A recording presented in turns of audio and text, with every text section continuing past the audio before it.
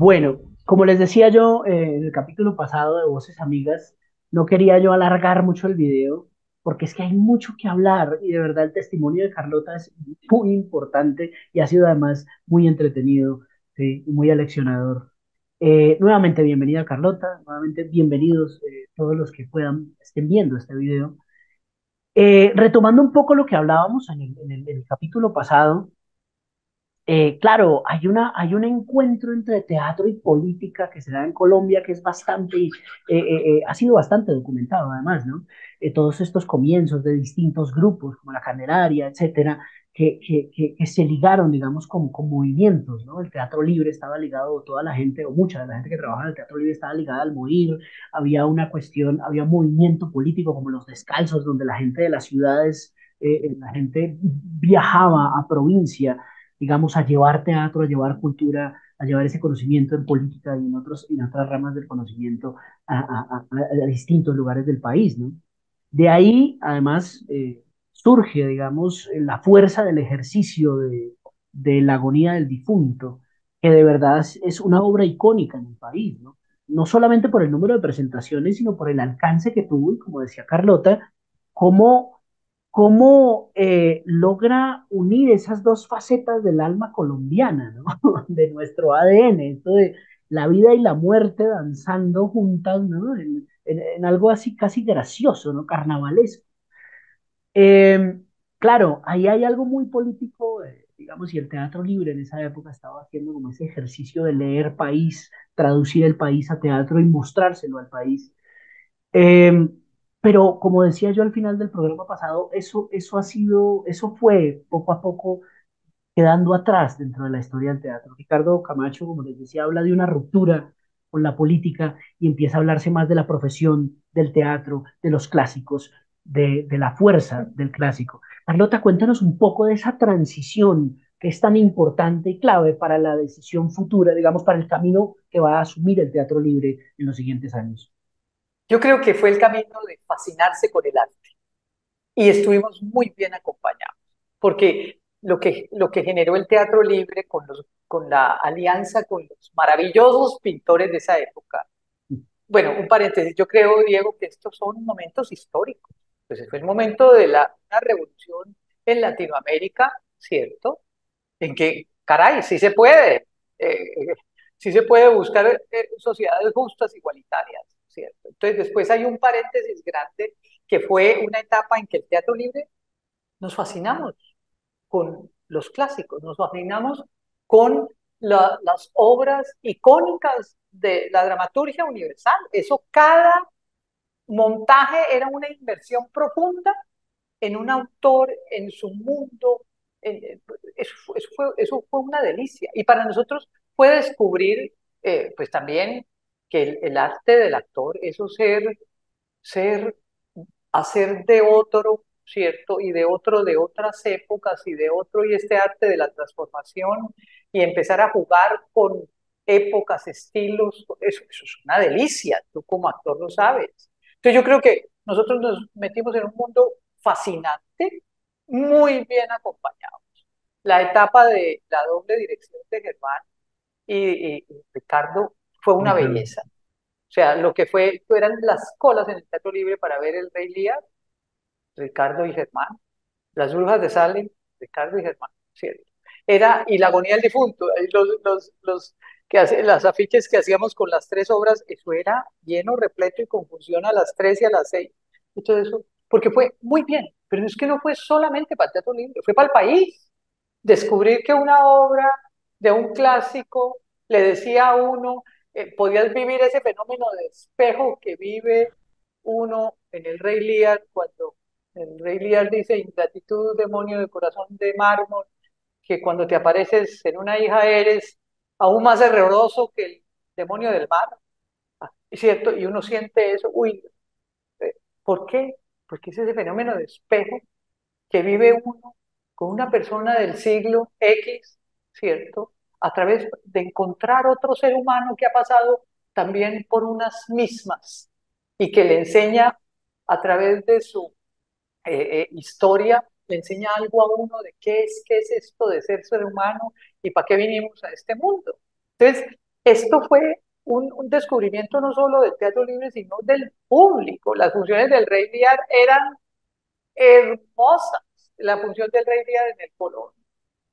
Eh, Jorge y Plata y Dorado, el binomio metálico, ¿cierto? Haciendo la obra a las 4 de la mañana en cámara rápida porque ya no había tiempo para cuadrar las luces. Estas afugias, eso fue bello, porque fue un descubrir de toda una sociedad, ¿cierto? El Rey Lear en todas partes era una sensación. Entonces, fue una oportunidad de nosotros de hacer escuela nosotros, ¿cierto? En los clásicos. Porque nos metíamos a estudiar a Shakespeare y ¡brum! Pues Ricardo y Jorge por fin sacaron ese título de la Universidad de los Andes con el estudio preliminar para el Rey Lear, El pues Rey Jorge Lear, con claro. la versión que es una belleza. Pues. Yo fui correctora todo el tiempo de esos versos. Me sé todo el Rey Lear todavía. Bueno, la mayoría de las obras. Tú como actor sabes que uno se queda con los discos duros y yo te puedo decir los monólogos completos. Entonces, eso es una fascinación. Yo creo que para mí la etapa fue una fascinación, que tuvo una parte muy dura. Nosotros no teníamos eh, una escuela de actores y esas obras necesitaban muchos actores. Entonces ahí, y te lo debe haber comentado Ricardo, o si alcanzaste a entrevistar a gente, ¿cierto? Es que teníamos actores de muchos niveles, por lo que no había habido una escuela metódica, tal, ¿cierto? Entonces las obras a veces tenían calidades actorales muy disparejas, ¿cierto? Pero, Dios mío, que aprendimos, que gozamos y que el público acogió la etapa de los clásicos, fue una maravilla. Hasta cierto momento, yo creo que la generación que me crió a mí ellos me llevan 13, 14 años, yo era una criatura que me tuve que volver yo me salté la juventud, yo fui grande como ellos, a los 18 saqué la cédula en Bogotá para firmar los cheques con Jorge, Imagínate. porque no estábamos manejando la construcción. Y yo sí, a mí el apodo que pusieron fue Charlie Cincuentón, así me dejaron, cierto que yo era buena para trabajar. Yo siempre he tenido una ventaja que soy eh, buena para trabajar y yo soy de una generación que tiene coraje, entonces uno no se arredra ante nada.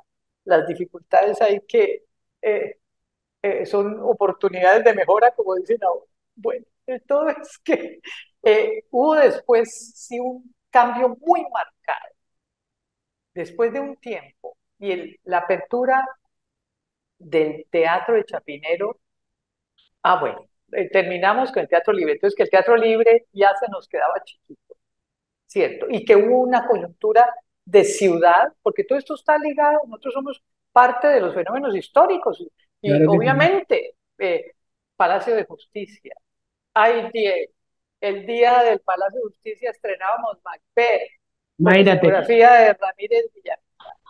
esa, esa, Subimos esa al anécdota, techo del Teatro Libre a ver cómo ardía eso y no salía nada en las noticias. Y te quiero decir que el trauma de ciudad, la gente no volvió al centro. Después nos llamábamos todos, el, la Luis Ángel, el TPB que existía todavía, la Candelaria. Oye, la gente no volvió. Entonces, ahí hubo una ruptura de los tiempos para una ciudad, que obviamente el sector cultural la vivió todita, todita, ese boquete en ese Palacio de Justicia, este trauma del cual no nos hemos repuesto todavía, porque es un signo, ¿cierto? Entonces empezó esto de la Fundación Arte de la Música, comprar el Teatro Libre de Chapinero. A mí me tocó el cargo de ayudar, de encargada también de la construcción del Teatro Libre de Chapinero. Obviamente que había arquitectos, interventores, Alfonso García y los Pérez, qué maravilla, pero yo era, no se me va a olvidar, el estreno del Teatro Libre de Chapinero, yo estaba colgando el letrero de Noche de Epifanía cuando ya llegó al público. Esto fue un tour de force. Nosotros nos metíamos en unos tour de force que uno dice, ay, ay, ay, ay, ay, le hubiera tocado a la siguiente generación, simplemente dicen, ¿cómo dice? Pero nosotros no. Era,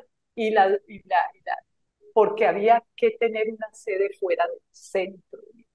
porque el centro estaba como estaba después del Palacio de Justicia de la ciudad. Y a mí no se me olvida el estreno de Noche de Epifanía. Yo hacía Viola, un papel que adoré, dirigida por Ricardo, y nunca me olvido, a cada rato me acuerdo del monólogo de Viola. Y pues no, pues eso abrimos Noche de Epifanía, en la segunda escena se cayó una gelatina encima del Conde Orsino, estaba todo crudo, eran unos excesos. Y el Teatro Libre de Chapinero empezó a mostrarnos unos retos dificilísimos, llenar con teatro clásico un- Una sala. en un país como el nuestro una sala de 660, ¿cierto? Fue un reto muy grande y empezamos a hacer obras con calidades disparejas a mi modo de ver. Eso lo pueden decir más los directores, ¿cierto? Pero yo empecé a vivir una etapa de incertidumbre artística. Ahí pasó algo, ¿cierto? Eh, eh, no sé, el sitio, el cambio de esto de 200 a la escala de 660 y además ya estábamos, pues en el 88 abrimos la escuela. Entonces eran tres frentes de trabajo, una sala en el centro, una escuela y Y una una sala en sala en Chapinero. Chapinero, que Ricardo tuvo un acierto muy grande con los festivales de jazz, que él es su pasión y todo eso, pero además ocupar esa sala y esa deuda de la sala, todo eso, fue un peso grandote. Entonces, que coincidió con una cosa que puedo decir yo por ser la chiquita, el desencanto de una generación. Eh, El desencanto, eh, dices tú. sí, se cayó el muro de Berlín, los totalitarismos quedaron replanteados. Yo personalmente no creo en ningún totalitarismo, ni de ninguno. Yo creo que lo mejor que se ha inventado el mundo es la democracia entre más participativa, y es dificilísimo, ¿cierto? Correcto. Pero se se cayó el muro. Y hubo una etapa que yo sentí en mis directores de desencanto, de ellos, los grandes, los que tenían esta eh, ideología, ellos tenían una verdad revelada, ¿cierto? Yo nunca he tenido esas certezas, ¿cierto? Yo creo que todo está por hacer, pero ellos tenían una verdad que se cayó, que se desplomó. Ahora, viendo a posteriori esa etapa, yo creo que eso influyó mucho. Hubo una etapa de bajón, que yo la llamo la etapa del desencanto. Eso también permeó las ciertas obras artísticas. Mira, con directores invitados, el montaje del Burgués Gentilhombre en el Teatro Libre del Centro. Yo creo que no pudimos gozar más. Esto era una belleza, ¿cierto? Era un Ah, director extranjero, ¿verdad? sí, Hervé Hervé Van der Meulen. Meulen. No, que llegó con su montaje. Él tenía cómo se debía uno desplazar, ¿cierto? Yo hacía el personaje de la criada, que no puede ser Nicolasa, que no puede ser más bonito. Él tenía las curvas que hacen los franceses, de cómo te tienes que mover a estos locos nos Ujú. plantea ese montaje y esto lo revolcamos íntegro y la divertida. No, con eso. Entonces, de esa etapa del Teatro Libre del Centro a la etapa del Teatro Libre de Chapinero, de las obras, hubo algo ahí que, a mi modo de ver, no cuajó, ¿cierto? O sea, fue muy difícil. Y había cosas de calidad, puntos de calidad, que no eran sello de Teatro Libre. Bueno, mientras tanto, estábamos haciendo también la escuela. ¿Cómo fue esto de la escuela? Claro, De verdad, iba allá porque tú hablaste ahorita cuando hablaste del Rey Lear y de verdad debe ser una cosa complicada lograr ese nivel en toda, como no hablamos de homogeneidad, pero sí hay unas calidades que deben igualarse dentro de un montaje a sí, nivel de actuación. Y en un montaje tan importante y tan complejo como el Rey Lear, pues tener esas diferencias de calidad es complicado. Yo sí quería preguntarte, ¿cómo es esto de llegar a suplir esa necesidad de pensar en una escuela, de proyectarla además y de ponerla en funcionamiento. Y ahora, de una vez, claro, voy a decirlo, crear una de las escuelas más importantes del país que ha formado a los profesionales que siguieron y seguimos, porque yo soy egresado de esa escuela, seguiremos trabajando en teatro, formando más generaciones, además, ¿sí? Pero sembrar esa semilla, comenzar con esa idea, mantenerla además, porque tengo entendido que pues también los problemas económicos y todo eran complejos, y lograr darle el lugar que tuvo. ¿Cómo fue todo eso, Carlota? Pues Tú yo estuviste creo a la que cabeza además de ese proyecto, ¿no? sí, pero o sea, Ricardo ha sido nuestro líder todo el tiempo. Yo creo que la idea emerge de eso para mí. Pues yo tengo un pensamiento muy femenino, puede ser distinto a lo técnico, ¿cierto? De poder, primero que todo, nosotros necesitábamos una cantera de actores, bien. Tú no te puedes seguir metiendo a montar clásicos y obras grandotas. A los directores montan lo que ellos quieren y estas obras del repertorio, tú eres un afortunado. Ricardo quería montar Hamlet hace rato. Yo cuando vi que habían estrenado Hamlet, le puse un WhatsApp a Ricardo. ¡Ay, Dios mío! Nunca olvidaré que usted hace rato quería hacer Hamlet. ¿Cierto? Entonces, los directores necesitaban actores. Yo creo que ahí hay un punto técnico, práctico de Ricardo y Germán. Los directores necesitaban más actores, que éramos, ¿cierto? Unos, después de esto de que ya no era la etapa política, pues varios de los que se quisieron dedicar a la política ya no fueron más actores. Entonces, los directores necesitaban cantera de actores y eso se construye en una escuela. Y para mí fue otra cosa. Para mí fue que la nueva generación tuviera todo lo que yo no tuve. Yo me formé con alaridos. No se empendeje, María Carlota. No se empendeje. Eso, ya sabes quién era, ¿cierto? Y Germán Pongota, horroroso, ¿cierto? Entonces, bueno, ve a ver qué hace. Entonces, fue construir, nos basamos en los programas de las mejores escuelas inglesas y francesas. Los estudiamos, los analizamos. ¿Qué, ¿Cuál es el, el, la enseñanza metódica como una carrera universitaria de 5 años que debe tener un actor? Y nos preparamos. Sí, yo por eso me fui, yo me gané la beca del Consejo Británico, que fue una beca maravillosa, pues yo ya tenía una trayectoria que suplía cualquier formación de pregrado y me aceptaron yo me fui a Londres a hacer estudios de magíster. En, en, Me metí en 5 cosas al tiempo, Dios mío, para aprovechar esa beca, pero sí, y el actor y su cuerpo, el actor y su voz, de Desmond Jones School y Weber Douglas Academy of Dramatic Arts para combate escénico, etcétera. Entonces, nos empezamos a especializar y a buscar quiénes podíamos meternos en qué campo para tener todos los campos de esta formación rigurosa que tú conoces. Y hicimos el currículo y empezamos con nuestra primera generación de actores y voy a contar una cosa divertida. Llegado a la primera generación, Martica Leal te lo puede contar, Lars ya murió, muchos te lo pueden contar. Ocampo, Antonio, etcétera. Antonio, Y en el patio del Teatro Libre, que en ese momento tenía árbol, que Germán y yo cuidábamos el jardín, yo soy bobo por la naturaleza y Germán también.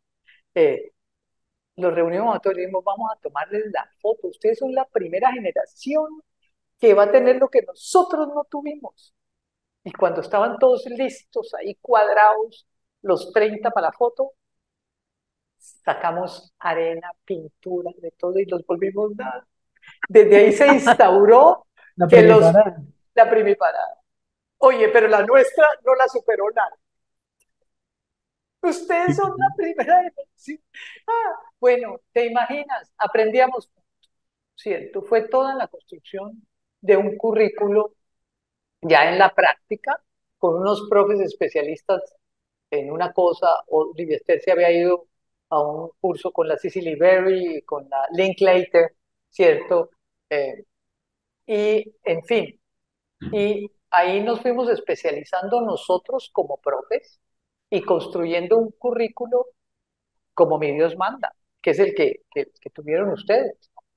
Ahora, a mí me tocó, fue la etapa ya también de eh, dejar la escuela financiada, ¿cierto? Nosotros teníamos un patronato, conseguíamos becas, etcétera, etcétera. Y yo dejé hecho el estudio para que pudiera ser aprobada como facultad universitaria y adscrita a una universidad, que fue lo que pasó con la central, ¿no? La Universidad Central en Sí, 2007. sí, sí. Yo disfruté mucho los últimos montajes. Yo tuve un curso de 9 chicas eh, y 2 actores hombres con el que hicimos Refugio de Pecadores, una adaptación de Juan Rulfo de José Domingo. Uy, qué delicia eran esos montajes, porque nosotros con los alumnos hacíamos de verdad en la práctica esa exploración de la dramaturgia del actor eh, muy especial. Era, o sea, nosotros teníamos en esos espacios de montaje realmente un laboratorio que yo nunca olvidaré, ¿cierto? Y Claro, mis alumnos todavía me hablan mucho de eso, ¿no? la escuela, además, al estar adscrita a un grupo, tenía una ventaja, yo creo que frente a muchos lugares de formación, ¿no? Porque, entonces, claro, estaba el profesor de movimiento que te daba todas las bases de cuerpo, pero además estaba Jorge Plata enseñándole a uno los versos de Shakespeare Shakespeare, sí, y estaba, o enseñándole cómo es el verso a uno, y después estaba el profesor de interpretación diciéndole a uno cómo montar un Shakespeare. Yo viví esa experiencia, por ejemplo, con Sueño en Noche de Verano, o con un Germán Moure montando un Enrique IV de Pirandello, y eso era maravilloso porque uno trabajaba todo el día en pro del montaje, ¿sí? Desde la clase en la mañana en movimiento hasta la parte teórica con Jorge, hasta el encuentro con el personaje ya final. Entonces uno tenía unas inmersiones y uno se pegaba unas enloquecidas con los personajes. buenísimo. Carlota, de verdad, para mí es un honor poder decirlo públicamente, digámoslo así, es que ustedes lograron de verdad, como los buenos padres, pues brindarle a todos los estudiantes mm, lo que nunca tuvieron ustedes, ¿no? Como Sí, ese sí, camino y ese espacio seguro para el aprendizaje del teatro. Eso yo lo pude vivir como estudiante y sé que muchos estudiantes de la escuela lo vivieron. Eh, eh, ese lugar como privilegiado y perfecto, como un lugar como encerradito en medio del corazón de Bogotá, donde uno podía durante 4 años encerrarse a crear personajes como en una especie de laboratorio que tiene una mística también, ¿sí? Donde educabas tu cuerpo, educabas tu voz. Además, eso se me olvidaba, ¿no? Las clases con Livia Esther, que también eran sobre el montaje a veces. Entonces uno exploraba la voz, exploraba el cuerpo, exploraba la parte intelectual, entendía la época de los montajes y después iba a ponerlo todo en escena. O sea, de verdad esa formación ustedes la lograron, pero yo creo que eso no se hubiera logrado si no hubiera sido una cuestión hecha como en grupo, como en proyecto, ¿me entiendes? No yo era creo lo mismo. llamar distintos profesores de otras partes, sino que todos estaban de acuerdo. Tanto que las evaluaciones se hicieron hasta el final de la carrera con el convenio de la central, siempre las hacían los profesores todos sentados hablando de Conjunta, cada sí, alumno, ¿no? Eso era, porque no, era un además era rigor, es una larguísimo. belleza, sí. Sí, Ustedes, fíjate, ustedes, lo que tú dices es completamente cierto. Ustedes tuvieron un privilegio, una burbuja, Diego, ¿cierto? Yo la única preocupación que tengo es que además hayan conservado el coraje. Esta es una profesión para la cual hay que tener mucho valor, mucho perrenque, mucho coraje, ¿cierto? Entonces, que también, porque eso es lo que está pasando en la educación, ¿cierto? Los consentimos tanto y después tan protegidos, tan cuidados, tan tal, y después salen al mundo y el mundo es una dificultad tras otra, ¿cierto? Entonces, y por eso eso mismo, es algo, perdóname, Carlota, y ahí quiero cerrar ese pedacito y es, por eso mismo ustedes fueron creando con el tiempo la idea de una gira también, eso lo hablaba yo con sí, Ricardo hace días, y es que no es sí, solamente estar encerrados ahí creando, sino después, bueno, usted creó algo, vaya, llévelo a un pueblo, vaya, vaya lleve. financielo, vaya, transporte la escenografía, vaya, consiga alimentación y hospedaje. ¿cierto? Y Sí, encuéntrese un poco con el país, o sea, como reproducir la experiencia que tuvieron ustedes en el caso de la agonía u otros, sí, pero sí. en el entorno seguro de la academia. Entonces, le En el dieron la entorno seguro experiencia de la completa. academia, sí, que es la manera una de las maneras de formarse. Yo que soy autodidacta en todo, ¿cierto? Sé que hay muchas otras maneras de formarse y que lo único que uno tiene que conservar de fondo, Diego, es el interés. Acuérdate de la pequeña historia de Peter Brook del ángel que llegó al grupo de teatro con la palabra clave y todos, y al fin, ¿cuál es la palabra clave? ¿Cuál es la palabra clave? Interés, que yo esté interesado, que interese al otro y que logre interesar a mi público. En las obras de teatro solo culminan su proceso cuando yo entrego. Por eso esto del don de dar, la mística de esta profesión, porque esto tiene el sentido es cuando yo entrego. Yo te voy a decir también una cosa que fue muy importante para mí especial. Yo después del Teatro Libre hice me llamó José Domingo a que hiciéramos el currículo de la Universidad Pedagógica Nacional, Pedagógica. ¿cierto? Un currículo distinto porque es para formar maestros de artes escénicas, pero para mí tuvo todo el sentido porque era para una comunidad que si no es ahí, no puede, porque es gente sobre todo de recursos muy limitados, ¿cierto? Entonces fue también como la base para poder nosotros dos éramos del Teatro Libre, ¿cierto? Darle a la universidad pública también un ámbito de profesionalización de artes escénicas. Lo logramos. Yo estuve 11 años en esa facultad también que quedó muy instaurada, ¿cierto? Entonces, pudimos también permear lo público, no solamente la eh, universidad privada con lo de la central, sino lo público. Y allá también nos llevamos a Jorge a dictar Shakespeare, etcétera, ¿cierto? Entonces, pero te quiero decir que fue para mí también ser profe. Yo adoré seis personas en busca de autor. Yo aprendí mucho con la hijastra, ¿cierto? Y ahí Germán, hice una relación con Germán Moure Entrañable. entrañable. Yo aprendí mucho con ese personaje. Después, cuando hice psicoanálisis, entendí por qué. Pero es un cuento largo. Pero eh, después, cuando en la universidad pedagógica dije, uy, yo quiero volver a coger seis personajes de autor, ahora yo como director. Y la miras de otra manera la obra y ves el proceso de cada actor. Y tuve la oportunidad de hablar con Ferdinando Taviani, que es un experto pues, en Pirandello Mayor, y me da otra mirada de seis personajes, distinta con la cual Germán y yo personalmente también habíamos acometido la obra que hicimos en el teatro. Y se me revuelca a mí esto y empieza a ver a uno cuán insondable, cuán lo que es una obra de arte, lo que es realmente una buena obra de dramaturgia. Eso es, ¿cuántas miradas puede haber ahí? ¿Cierto? Y cómo la clave es ese lazo que debe tener el director con la obra y después el actor con la obra. Entonces, para mí fue guiar a que el actor encontrara su lazo con el personaje. Es eso. Entonces, es esa búsqueda. Cuando uno encuentra eso y ese personaje le revela a uno algo de uno mismo, hay uno spota, un nacimiento. Y para mí, volver a verlo, ¿cierto? Y verlo tan distinto en cada uno de mis actores de lo que había sido. Nosotros de seis personajes hicimos dos versiones, una para el Teatro Libre del Centro y otra para el Teatro Libre de Chapinero, ¿cierto? Entonces, esto para mí era mi tercera versión. También como profe le metí el diente a obras, obvio que yo no había podido hacer y que siempre hubiera querido hacer, como El sueño de una noche de verano en un coliseo, pues en el Parque Nacional, etcétera, etcétera. Pero esas otras miradas y esas otras perspectivas, y te das en cuenta por qué un clásico es un clásico, y por qué nunca morirá, y por qué uno vuelve a leer. ¿cierto?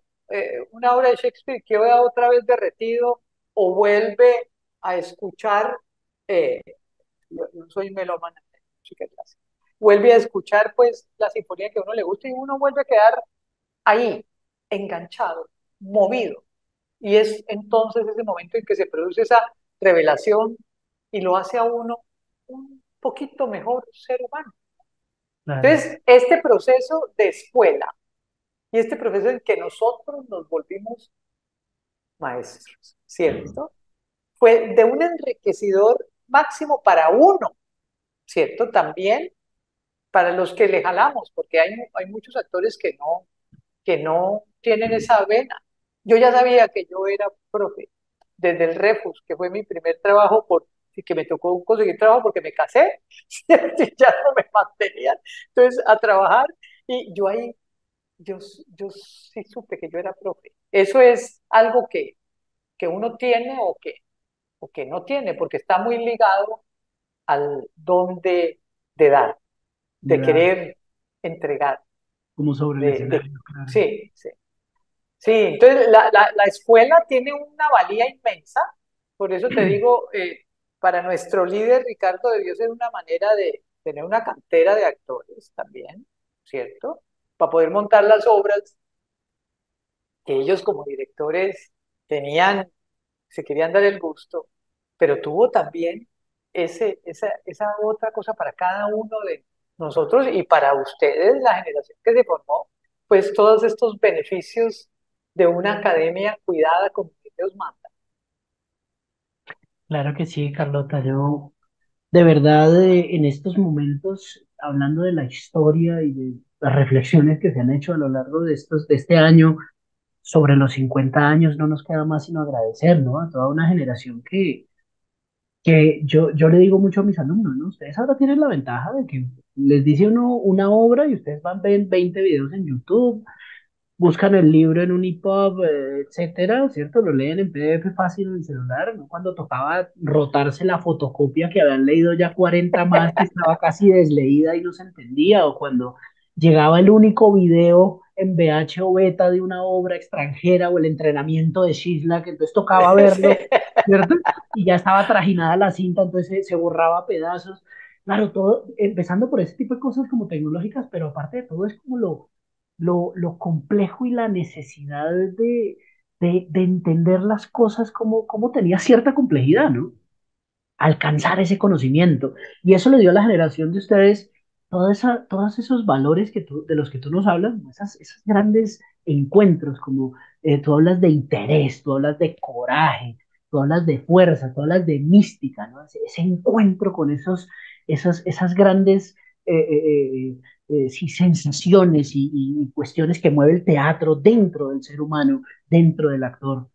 Yo quisiera cerrar esta conversación, Carlota, preguntándote, eh, ¿qué te quedó de toda esta experiencia del teatro libre? ¿Qué es lo que más tú remarcarías? Porque ya es un camino que en tu vida fue muy importante y que tú sigues recordando. ¿Qué te quedó de este camino al lado de, además de estas figuras como Jorge Plata, como Germán Moure, como Ricardo Camacho y toda la gente que ha pasado y que tú has conocido, ¿no? Como Germán Jaramillo también, etcétera? ¿Qué te queda? ¿Qué te quedó para tu vida? ¿Qué queda del teatro libre en ti, Carlota?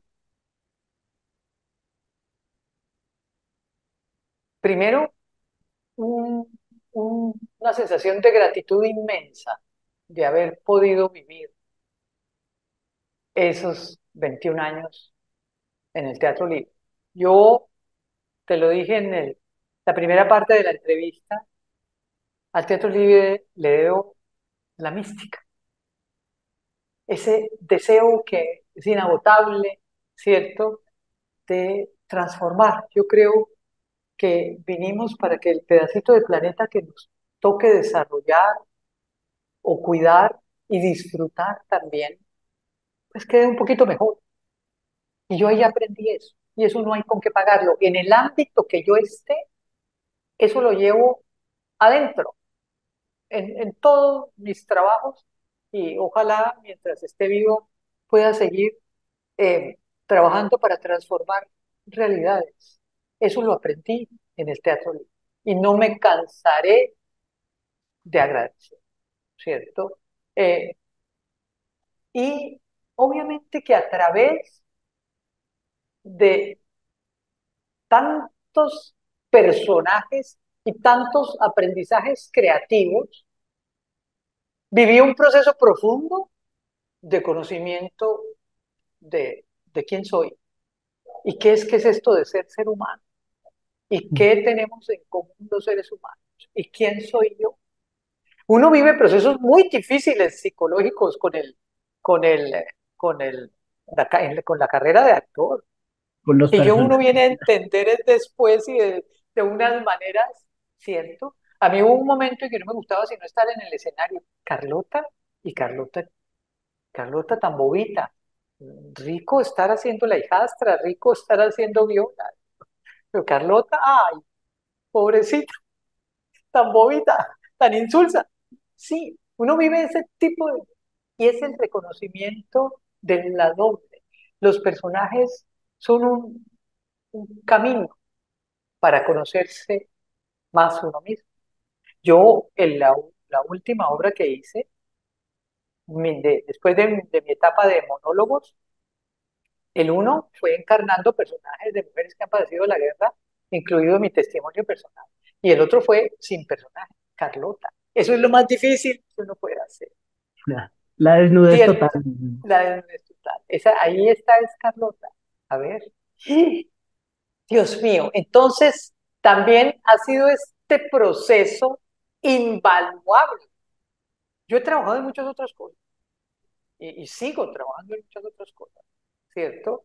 Además de las artes escénicas, que me enriquecen, pero las artes escénicas me dieron este camino hacia una vía profunda de conocer el ser humano y conocerme yo y reconocerme en el otro y por tanto tener un ojo clínico con los demás, un ojo clínico, ¿cierto? Que Dios quiera que me lo conserve amoroso más que porque yo me formé en una formación muy eh, dura, rígida, ¿cierto? Yo lo que quisiera transformar en mí es que todo sea en, en, en otro tono, ¿cierto? Pero gratitud, gratitud por todo, por este aprendizaje de esta mística y por esta belleza de proceso de conocer un poquito más quién soy y para qué vine a este mundo, ¿cierto? A través de las múltiples. Es que fíjate, si leer es vivir más, Mm. hacer un personaje, Dios mío, lo que Y uno aprende y lo que uno descubre y lo que... Entonces, y después tener que sentir que lo único verdadero es el despoje de todas las máscaras, de todos los artificios y que lo que hay que encontrar de verdad es quién soy yo. Y que yo soy la que hago posible todas estas transformaciones artísticas, pero sobre todo es encontrar esta cosa profunda de quién soy yo. A mí me ha servido mucho el trabajo en artes escénicas para todas mis otras labores. Yo estoy ahora dedicada al desarrollo de una región a la que me debo y se debe mi familia y en la que puedo ayudar a 5.000 personas, ¿cierto? Y a mí me sirve mucho mi profesión, mi otra profesión, mi profesión paralela. Yo sigo siendo actriz, nunca dejaré de ser actriz. Me sirve mucho porque hay una cualidad humana ahí y una cualidad de entrega y una cualidad de liderazgo que todo el tiempo está presente. Yo puedo hacer las reuniones con las miles de personas. Yo tengo una habilidad intrínseca que me la dio el teatro para transformar realidades. Y en eso me mantendré mientras tenga las capacidades. Ahora, tú sabes, hay un fenómeno en el cual uno se cualifica mucho con las artes escénicas. Es este fenómeno vibratorio. Ahora tu generación, Diego, tiene este reto de las artes audiovisuales, sí, incluirlas, pero, etcétera, etcétera. Pero de esta conjunción de posibilidades técnicas que concluyen en el escenario, ¿cierto? En lo del fenómeno que es. Entonces, voy es a este fenómeno que es único, vibratorio, del encuentro, que eso es Ujú. lo que nos queda a los seres humanos en la época del microchip y del cerebro y de la robótica y que ahora la inteligencia artificial. Sí, ¿Hay algo que reemplace esta conversación entre tú y yo? Pues no, ¿cierto? No, esta se da, vibra. Entonces, que tú entrenes tanto esa vibra te hace ser un ser humano más pleno. Yo lo noto con la comunidad con la que trabajo, en la empresa, en la fundación, etcétera. Es esta energía que sabemos nosotros irradiar, manejar, entrenar, ¿cierto? Explotar muchas veces claro, y disfrutar, pero entonces cada encuentro es un encuentro vívido, ¿cierto? ¿Qué es lo que no podemos perder los seres humanos, ¿cierto? Ustedes en el siglo de la tecnología, fíjate eso, ayer oí la noticia que los chinos le pusieron límite a las horas de internet que puede tener un niño. Pues claro. bien, Ujú. ¿cierto? Porque es que si no, se van a perder de lo bueno que son los encuentros vivenciales y el contacto con la pura y nítida verdad, que es eso que vivimos nosotros de una manera más intensa, decantada y condensada en el escenario, todas las noches, lo mismo pero distinto, ¿cierto? Entonces, esa corriente energética que tú aprendes a manejar es de mi profesión de las artes escénicas, ¿cierto? Y eso es vivencial. Yo soy un mejor ser humano por haberme formado en teatro libre. Con eso te resumo. Esa es mi frase. Qué gran frase, Carlota. De verdad, yo quisiera hacer por lo menos unos 40 programas hablando de toda esta vivencia y de verdad, de todo lo que implica para, no solamente para ti y tu vida, sino para muchas vidas. Esto de el teatro, el arte, el gran arte del teatro. Y bueno, y lo que ha pasado dentro del teatro libre. Desafortunadamente, tengo que despedirme ya. Tengo que cerrar esta conversación maravillosa. Ustedes la oyeron, Carlota, Carlota Llano, actriz, ya la oyeron, maestra, directora. Y bueno, todo lo que le toca a uno hacer en el teatro y que les tocó a los de su generación, la cantidad de cosas, ¿no? Firmando cheques a los 18 años, encargándose de obras desde los 17, ¿cierto? Creando escuelas de teatro. Ustedes son una generación maravillosa, de parte de toda mi generación, de verdad, muchas, muchas gracias por todo el legado y por todo lo que han dejado sembrado en nosotros. La oyeron, entonces la vieron ustedes, hablando del don de dar, que me parece una maravillosa definición de lo que es ser actor y hacer arte, sobre todo en un país como el nuestro. Ustedes la vieron hablar de fuerza, la vieron hablar de coraje, que es lo que más necesita un artista para luchar y luchar, para vencer, para no dejarse arredrar. Y bueno, y esa mística que nos mantiene vivos siempre sobre el escenario, creando y creyéndonos además cuentos en los que a veces nos metemos que no tienen nada que ver con la realidad, pero que tienen que ir muy profundo dentro de nosotros para que sean captados por el público y sentidos por el público y entendidos por el público. Carlota, gracias por tu testimonio, gracias por estar ahí, gracias por ser esa voz amiga que nos contó ya gran parte de esa experiencia en el Teatro Libre. Muchas, muchas gracias por todo tu trabajo. De verdad, qué gran manera de definir esto de una mujer de teatro con tu presencia en este programa. Muchas gracias a ti, Diego, y 50 años siguientes plenos de oportunidades, de aprendizaje, sobre todo de luces, mucha luz, mucho amor y mucha fuerza para toda esta belleza de combo de tu generación que está haciendo del Teatro Libre un sitio revívido, ¿cierto? Eso es una maravilla, Diego. Si algo, si algo me alegra a mí es ver a ustedes cómo cogen un legado y lo disparan, ¿cierto? O sea, me explico que el teatro libre sea un sitio donde siempre haya procesos que estén vivos de aprendizaje, ¿cierto? Sea por el lado que sea, a tu generación le deseo lo mejor y a la siguiente. Y bueno, 100, 150 años de plena vida para el Teatro Libre. Carlota, gracias. Muchas Muchas gracias. gracias.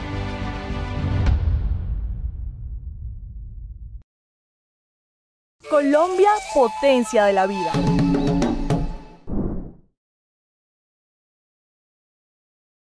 Bogotá tiene mucho que contar.